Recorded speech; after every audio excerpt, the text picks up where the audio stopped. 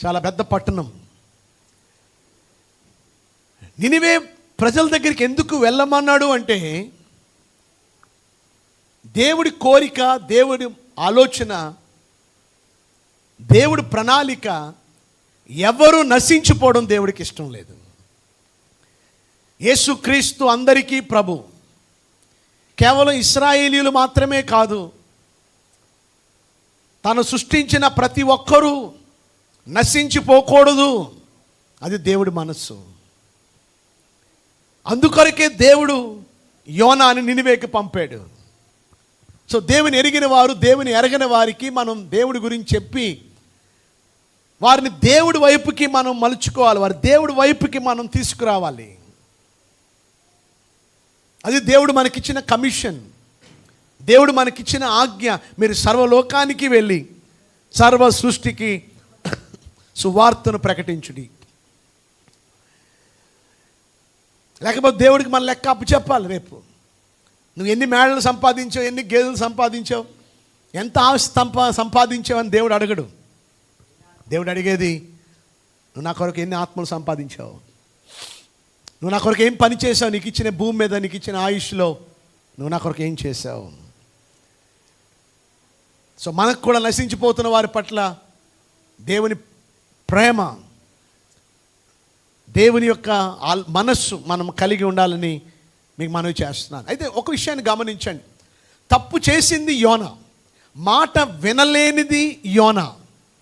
కానీ ఎంతమంది శ్రమ పడ్డారు, ఎంతమంది బాధపడ్డారు చెప్పాలి. అందరూ ఓడలో ఉన్నవారందరూ శ్రమ పడ్డారు, ఓడలో ఉన్నవారందరూ బాధపడ్డారు. ఒక్కడి వలన చెప్పండి అందరూ, ఒక్కడి వలన ఓడలో ఉన్నవారు అందరూ కూడా శ్రమను అనుభవించారు. ఆ ఒక్కడిగానే ఆ ఓడలో లేకపోతే వారు హ్యాపీగా తర్షీషుకు వెళ్ళిపోయేవారు, వారు హ్యాపీగా వారి జర్నీ స్మూత్గా వెళ్ళిపోయేది. కానీ ఒక్కడు అవిధేయత వలన ఓడలో ఉన్నవారు అందరూ యోనాను బట్టి శ్రమను పొందారు, కష్టాన్ని పొందారు, బాధను పొందారు, భయముతో జీవించారు. పట్టణాన్ని జయిస్తున్నారు. ప్రథమ ఫలము దేవుడిది. నీ సంపాదనలో కావచ్చు, నీ యొక్క భూఫలములో కావచ్చు, నీ భూధాన్యంలో కావచ్చు, వృక్ష ఫలములలో కావచ్చు, అన్నిటిలో ప్రథమ ఫలం మొదటిది దేవుడికి మనం ఇవ్వాలి. అది మనం దొంగిలించడానికి వీలు లేదు, అది మనం తీసుకోవడానికి వీలు లేదు.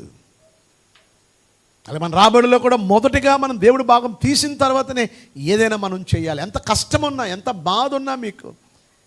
ఆ పేద విధవరాలతో ఆ ఏలియా మొదటి ఆహ్వానం తీసుకురా. ఆ సమయం అనేది సుఖవంతమైన సమయం కాదు, ఆ సమయం కరువు కాదు. ఇంకో విషయం మీరు గమనిస్తే, that was the last meal. అదే ఆమెకున్న ఆఖరి భోజనం. తృప్తిగా తిని చనిపోదాం అనుకున్నారు. కానీ అటువంటి సమయంలో దైవజనుడు వచ్చి అందులో మొదటి అప్పం పట్టరమ్మన్నాడు, అందులో మొదటి తీసుకురమ్మంటున్నాడు. ఇదేమిటయ్యా, ఉన్నదే కొంచెం, అందులో ఇమ్మంటావేంటి, నీకు తెలీదా అని అనలేదు. దైవజనుడి మాటను నమ్మింది, లోబడింది, చేసింది. దేవుడు మిగతా కరువు కాలం అంతా కూడా దేవుడు పోషించాడు. నీ పట్టుబడి రాగానే, రాబడి రాగానే, are you faithful in giving tithe to God? దేవుడికి మొదటిది ఇవ్వడం, నీ ప్రథమ ఫలాలు, ఫస్ట్ ఆఫరింగ్స్ దేవుడికి ఇవ్వడం. అయితే ఆకాను ఆ మొదటిది తన కొరకు దాచుకున్నాడు, తన కొరకు ఉంచుకున్నాడు. ఆ విషయంలో భార్య బిడ్డలు కూడా ఏకీభవించారు. వారు యుద్ధానికి వెళ్ళారు, చాలా నష్టం వచ్చింది, చాలామంది చనిపోయారు. ఎవరి వలన? ఒక్కడి వలన. చెప్పండి, ఎవరి వలన? ఒక్కడి వలన. అలాగే దావీదు చిన్నప్పుడు, అనగా చిన్న వయసులో ఉన్నప్పుడు గొలియాతుతో యుద్ధం చేసినప్పుడు, యుద్ధం యెహోవాదే అన్నాడు. అంటే నా బలము, నా సర్వము దేవుడే.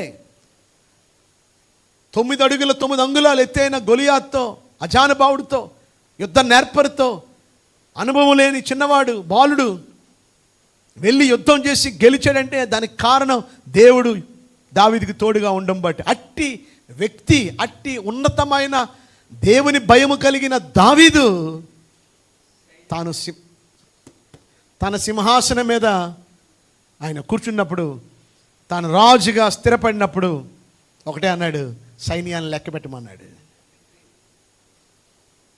ఎంతమంది ఉన్నారో లెక్క పెట్టండి. యూదా వారిలో ఎంతమంది ఉన్నారో, ఇశ్రాయేల్ వారిలో ఎంతమంది ఉన్నారో లెక్క పెట్టండి. యోవాబు అన్నాడు, సైన్యాధిపతి మనకు ఎందుకు సార్ వాటిని విషయం, మనకి విజయం ఇచ్చేది దేవుడు కదా, మనకి సైన్యంతో ఏంటి అని అంటే, లేదు నేను రాజునా నువ్వు రాజువా, నా మాట నువ్వు వినాలి, వెళ్ళి లెక్కపెట్టు. మూర్ఖంగా ప్రవర్తించాడు. సైన్యం లెక్క పెట్టడం తప్పు కాదు, కానీ దేవుడు ఆజ్ఞాపించాడు. ఎన్నడూ సైన్యాన్ని లెక్క పెట్టవద్దని దేవుడు ఆజ్ఞాపించాడు సంఖ్యాకాండంలో. ఆల్రెడీ ఈ వాక్యాన్ని మనం విన్నాం ఒకసారి. రెండోది, నువ్వు ఎన్నడూ నా మీద నువ్వు ఆధారపడాలి, కానీ నీ బలం మీద నీ సైన్యం మీద నువ్వు ఎన్నడూ ఆధారపడకూడదు. దేవుని వాక్యం నీ సబ్బుద్ధిని ఆధారము చేసుకునక నీ పూర్ణ హృదయముతో యెహోవా యందు నమ్మిక ఉంచుము. ఎన్నడూ నీ డబ్బును చూసుకున్నావు, నీ ఉద్యోగాన్ని చూసుకున్నావు, నీ వ్యాపారాన్ని చూసుకున్నావు, నీ బంధువులను చూసుకున్నావు, ఎన్నడూ నువ్వు ఆధారపడవద్దు. అది నీకు ఎప్పుడు మేలు కాదు, అది నీకు ఎప్పుడు క్షేమము కాదు, అది ఎప్పుడు నీకు మంచిది కాదు. కానీ దావీదు మూర్ఖంగా ప్రవర్తించడం బట్టి ఆ ఒక్కడి వలన 70,000 మంది చనిపోయారు. 70 మంది కాదండి, 70,000 మంది ఒక్క రోజులోనే ఆ తెగులు చేత 70,000 మంది చనిపోయారు.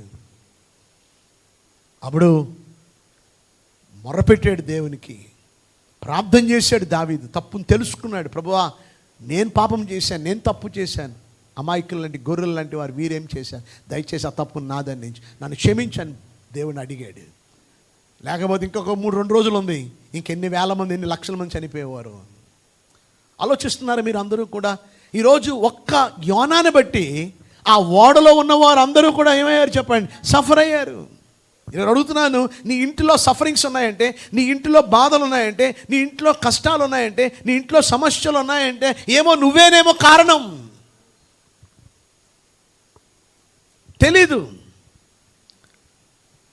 మా తల్లిగారు చాలా ఆత్మీయురాలు, భక్తిపరురాలు, అన్య కుటుంబం నుండి రక్షించబడ్డారు. కానీ భయంకరమైన యూట్రస్ క్యాన్సర్ వచ్చింది.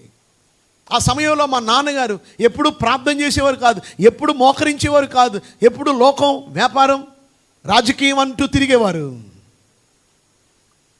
కానీ ఒకరోజు వాక్యం ద్వారా దేవుడు మాట్లాడాడు మా నాన్నగారితో.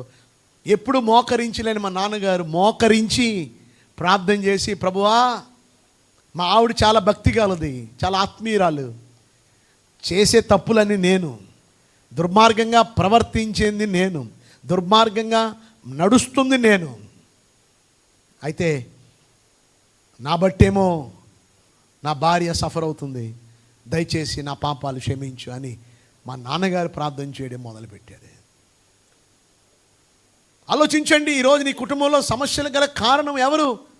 ఓ భర్తగా నీవేనేమో, లేక భార్యగా నీవేనేమో, లేక బిడ్డగా నీవేనేమో, లేక తండ్రిగా నీవేనేమో.